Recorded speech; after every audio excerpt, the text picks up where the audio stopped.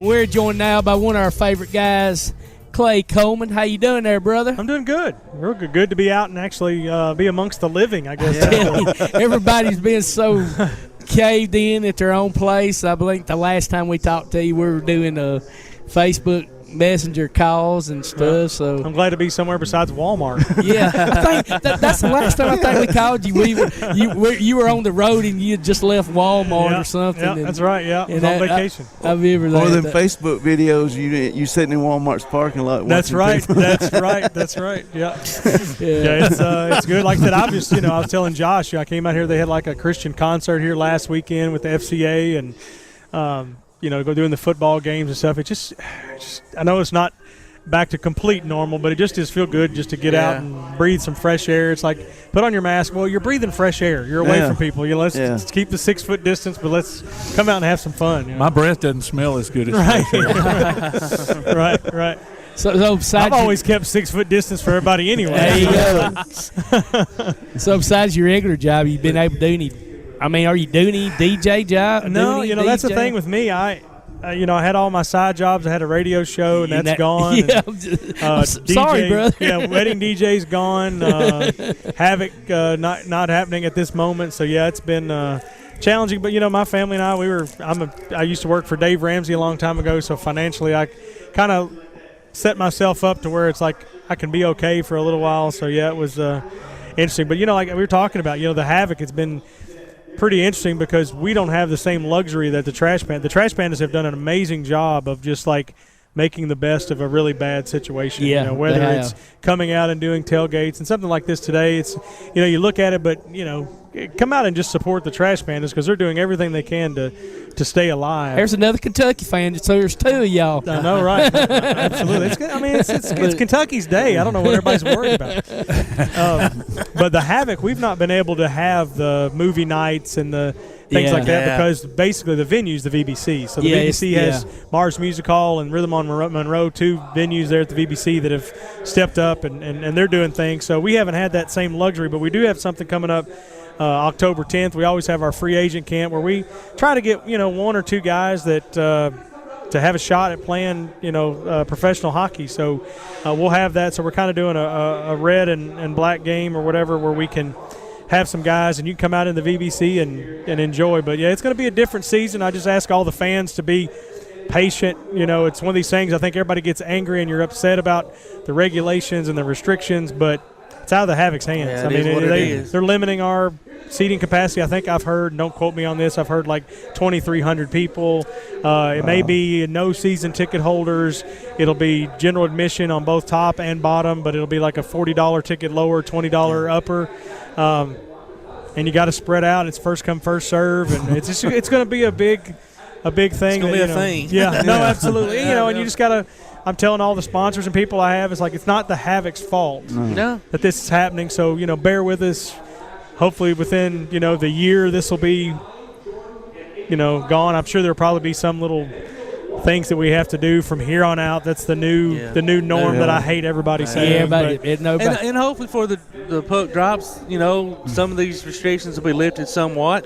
Where capacity can be more and mask at your own discretion, things of that nature or whatever. So, we can keep our fingers crossed for that. And like I said, this is one where you just throw out the fans. If you've had a good time at a Havoc game or if you were excited about going to a Trash Pandas baseball game, you got to realize that, it's a serious situation, and to go with the Havoc who's been setting attendance records for 4 or 5 years straight, 4,000 or 5,000 people, now put them down at a less capacity, and then all of a sudden that less capacity means that the sponsors think it's a good financial decision to go and advertise at a Havoc game, and then they limit their tickets, and they don't have the tickets that they use for this. So it causes a lot of problems, and so I just tell people, hey, if this is something you want to see in the future, come out, support them, and really do this. And like I said, it's just a situation where we're struggling just like you guys are and need to hopefully hold it together. Like you were telling me off air that you said Peoria may not have a building to play in this year. Yeah, it's this whole pandemic thing has been nobody planned for it. But if you would have sat and told me, that hey, the Havoc's going for a three-peat, all this stuff, and then you're like, there's nothing. And then like I said, a team like Peoria who's been right there in the mixer and the whole thing, they may not even have a civic center. It's just like this is real. It's really changed a lot. But you do expect the season to happen. As far as I know, barring any kind of, the one thing that's detrimental, like for the Havoc, that people may not understand is, Keith Jeffries, the owner's a great guy, but he's not some multimillionaire that's doing this just because he likes hockey and a tax write-off. He's right in the mix with it. So with the hockey side of things, there's a lot of upfront cost that comes in from purchasing all the giveaways, purchasing all the equipment of the players. So when a season starts, there is a massive, probably at the level of probably $300,000 to $400,000 that comes out of pocket before the season even starts. Yeah. And Keith and the Havoc may not recoup that cost until almost midway or 3/4 away through the season. Yeah. So if we were to start and then all of a sudden something comes up and, hey, let's shut it down again, Keith Jeffries is bankrupt. The Havoc's gone. I mean, so it's a scary roll of the dice. It is scary. It's very risky and good for us that he's willing to put himself out there. We've had some tough losses. I mean, they've had to do some furloughs, and like for myself, I haven't been necessarily been able to get any money through this time, but I want to do what's right for the team. Keith's a good friend of mine, and I consider him a fellow brother, and if he's struggling, I'm willing to take a hit. If he's willing, all that he's done for me over the 15 years that I've worked with the Havoc, it's no brainer. But like, Ashley Balch, who was our team president, was furloughed, and Ashley been with him since the beginning. And I know there was not a decision that Keith Jeffries made that was probably the hardest thing he's ever had to do. And it was going to let Ashley come back in December, but Ashley's got a family, he's got a kid that started at Alabama, and you got to do what you have to do, right? Yeah, absolutely. And I think there's no love lost. There definitely everybody's, but it's just been tough. And and besides the fact that she still don't remain the Havoc, I mean now not being able to come back, it hurt. I'm sure it hurts her, because she's we're all family. We come back and he's got a job. Ashley, he's got a job, so and he, I don't know, he. That says a lot for the organization that y'all can, feel that way about one another and take the slack up, for in those situations, and that it all trickles down to us. We may not see that because we don't know what goes behind the scenes, right? But we still get to see hockey. And what people think sometimes when they think of professional sports team, they're thinking everybody's millionaires. And it's not, right. And like for me, like I truly just love what I've been able to do with the Havoc and what the Havoc's done, and to kind of live vicariously through them. When I see kids that beat cancer, or a family that's lost a kid in cancer, that we make them a special night on the ice or whatever, that's it for me. I really honestly wouldn't care if I got paid $1 for doing it, but to think that now that's in jeopardy, it's just a situation where, like, man, this is just horrible. Those stories y'all done, and like I said, y'all personally had people that we've known that y'all had nights for. The Bates family, the Emersons that from Ardmore, that we've personally. So we've had a personal thing. So to not see those things happen anymore. Right. That's the what y'all have done and the money y'all have raised. It don't matter if you don't play another hockey game. The money y'all have raised and the good that y'all have done for the community. The Melissa George Foundation. George, what y'all autism for what Todd and them have done over the years. It's been amazing, and it's going to continue. There's a situation. It's going to move on. We've looked at it, and I've been like, man, how's this going to be with Ashley gone, different things, and half capacity, or and that kind of stuff. But it just is what it is. The cause is greater, and I think a lot of times in life we always it may not work out the way we want it to, but I think the good Lord has a purpose for everything. Right. You just got to make the best of it and go forward and absolutely and see, and we all play a part. So you said Ashley could have come back in December. Is there a schedule?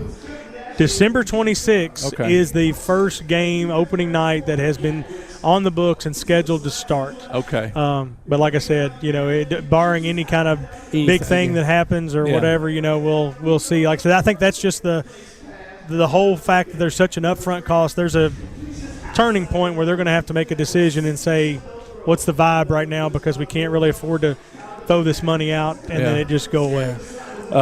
And you said tickets. Some of the tickets would be first come, first served. I'm thinking there may be more fights in the stands than I know, right? Well, like for me, I had to talk to my wife about it because that's one thing that's happened to us. Usually I had 6 tickets for my wife and my family to go to a game that we had. I don't have that. Yeah. So now I had to come back and say, hey, is it really worth it for me to be away from my family when they can't come to a hockey game and I'm there? Yeah. But I'm like, I really feel like the Havoc has given me more opportunities outside with my regular day job or stuff like that. So it's a little sacrifice where I'm like, hey, my wife's probably like, yes, we don't have to go to hockey and we don't have to see you. we don't have to go to hockey. What kind of thing is that to say? No. My wife she's how would I say this correctly and not get her? she's very spirited, and so she loves the fights and loves the stuff. So she loves the hockey game. So yeah, it'll be kind of tough. Now, besides Peoria, have you heard any other teams that may be in trouble? No, I mean there's a lot of them that that's the one thing that with our league that the Havoc, Peoria, Knoxville, maybe a Pensacola are the teams that are really profitable. But like I said, there's some of those owners that they're wealthy owners and they can use it as a tax write-off. They can do some things. Fayetteville was struggling, but I think they got some investors to come back in to kind of help them.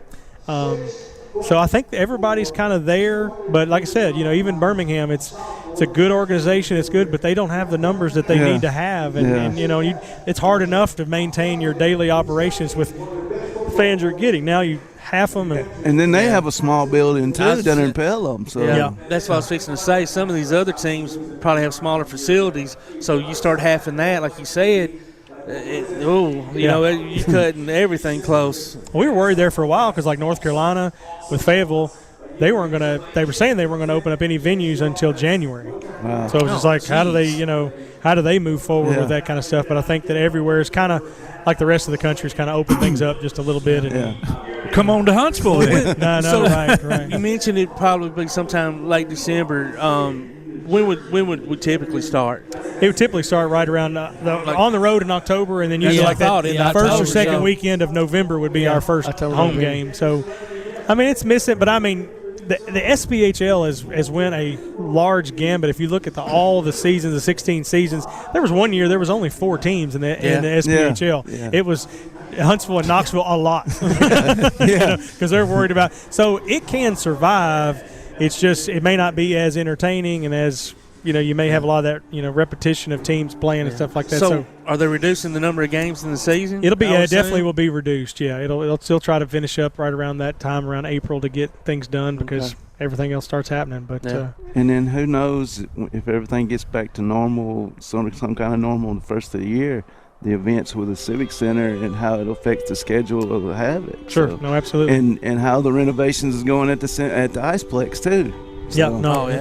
So a lot of things, a lot of moving parts for sure. Yeah. Maybe they can pour some ice out here in the field. Play a game out here. We should have the World Classic. The first ever SBHL regionals. Maybe you can talk with Josh, and maybe y'all can work something out. I love the Havoc, man. I don't know if I want to sit there. Well, I don't even know. It didn't even get cold enough around here for the ice to even happen. They had the outdoor ice. That's what I was going to say. By the park. Yeah, you're right. We'd have to get Alabama Power or somebody to help us with the power to that. To keep it chilled. But put the boards up and go. Yeah. I'm wearing don't they still have their ice rink? So I'm wearing my Havoc Trash Panda jersey that didn't get displayed during that, but I mean we've got a good relationship with them, and Trash Pandas, Havoc, anything that just is good for the quality of life in the community is a good thing. Yeah. So, like I said, tell people right now, you may look at this beautiful stadium and you have to look at it. You got to look. There's some dollars that went by putting this thing together. So you may think it may be a little, you may think in your head, would I have gone out to a baseball stadium and watch a football game? Probably not. But you know what? I want to see the Trash Pandas succeed, so I'm gonna come out here, eat some food, go in and buy some of their jerseys are amazing, and support them. And we traveled down this interstate even before this was a building. Well, they're moving dirt. They're moving dirt. Can't wait, and all this happens. Every little thing, And then it rains so much, and I'm like, oh, they're not moving dirt. They're moving mud. That's right. Well, I had shoulder surgery, so I wasn't able to come out. I was wanting to come out and do some batting practice, but I totally missed out on that. So I've told the guys at Trash Pandas, I was like, you may not be doing that next year, but can you let me come out one day? There you go. Well, Clay, we appreciate you as always, brother. Thank you very much. And hopefully we can get you back on, and hopefully we'll have some better news, and hopefully we can talk some. And I'd like to personally send out my condolences to Tomcat. There you go. There you go. Talking trash. There you go, brother. I know how much he wanted to show up, but you know what? I'll see you sometime next year. Hey, well, maybe we can have you back on next week, and y'all can settle it out right here on the show. Well, we appreciate you, brother, and I may even wear a cowboy. If Kentucky loses, I'll wear a cowboy hat and some tight Wranglers. There you go. Relive his famous picture on Facebook. That'll work. I hope you listen to that, brother. All right. Well, we're going to take us a break, and we'll be right back. You listen to Applebee's Tailgate Talk on the Big 1080 WKC.